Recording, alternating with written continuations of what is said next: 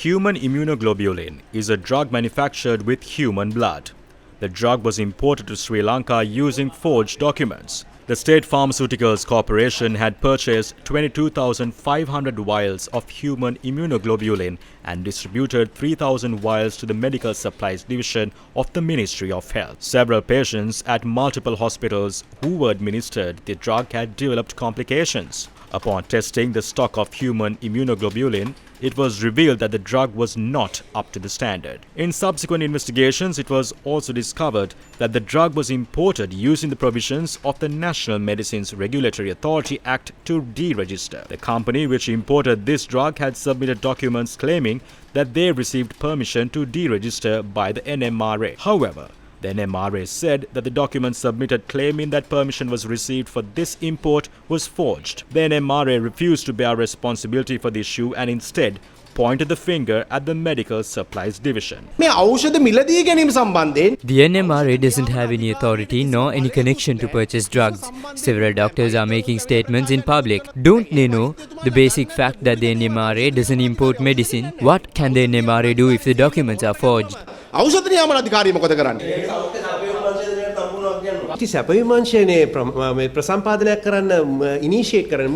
The Medical Supplies Division responded to the matter today. Deputy Director General of the Medical Supplies Division, Dr. D.R.K. Herath, said the NMRA is not aware of the matter, has no connection to it, nor can it comment on it. The NMRA is the sole entity in Sri Lanka empowered to regulate medicine and medical equipment. The NMRA is responsible for ensuring the safety, quality and efficacy of all drugs that enter the country. The drug can only enter the state medical supply system following technical evaluations, tenders and procurement processes. How did the human immunoglobulin pass this extensive process? Is this process carried out without notifying the NMRA? According to the Deputy Director General of the Medical Supplies Division, the secretaries with Ministry of Health had directed the instructions and relevant documents of the tender process to the NMRA. In addition to these processes, the drug is also subject to a customs inspection before entering Sri Lanka. The Deputy Director General of the Medical Supplies Division said that the human immunoglobulin entered the country via the port. When a drug is imported into Sri Lanka via its ports, it is mandatory that all the relevant documents is entered to the Asikuda system, a computerized customs management system that covers foreign trade procedures. Importing medicines into a country is not a simple matter. The Asikuda system holds limited access with a password shared with the NMRA. The NMRA is given the power to approve or reject the drugs or even instruct the authorities to store the drugs. According to Sri Lanka Customs, a drug cannot enter the country without the approval of the NMRA.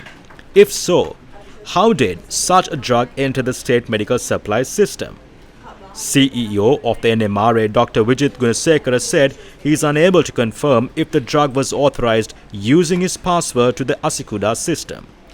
The NMRA has requested the Sri Lanka Customs to investigate the matter. How can the authorities point fingers at each other so irresponsibly at the cost of the people's lives and government's funds? How did the human immunoglobulin enter the state medical system? Who is responsible for this move? The address of this company cannot be located as well. අපරාධ පරීක්ෂණ දෙපාර්තමේන්තුවට පැමිණිල්ලක් කරලා තියෙනවා. ඒ පැමිණිල්ලට දැන් දවස් 10ක් ගත වෙලා තියෙනවා. නමුත් It has been 10 days since a complaint was filed with the Criminal Investigation Department. We have not been notified on any developments of this case. It is important that the owner of this company is located. The document has the seal of a designation, the government body and the address. It has the person's qualifications but is missing the person's name. About 50 people have used this document, considering it to be normal. How can such irresponsible decisions be made risking the lives of these people?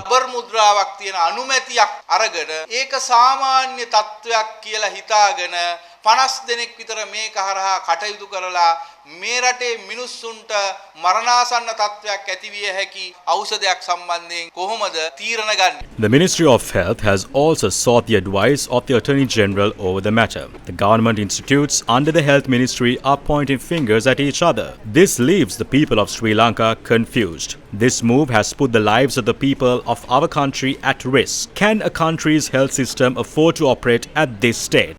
The Criminal Investigation Department has presented facts to the Maliga Kanda Magistrates Court today regarding the complaint filed by the Professional Forum of Physicians on Medical and Civil Rights in relation to the purchase of human immunoglobulin. After the CID presented the evidence to the Maliga Kanda court today, the court ordered a conclusive report regarding the matter to be presented to the Director General of the Health Ministry and for an inquiry to be carried out by the National Medicines Regulatory Authority.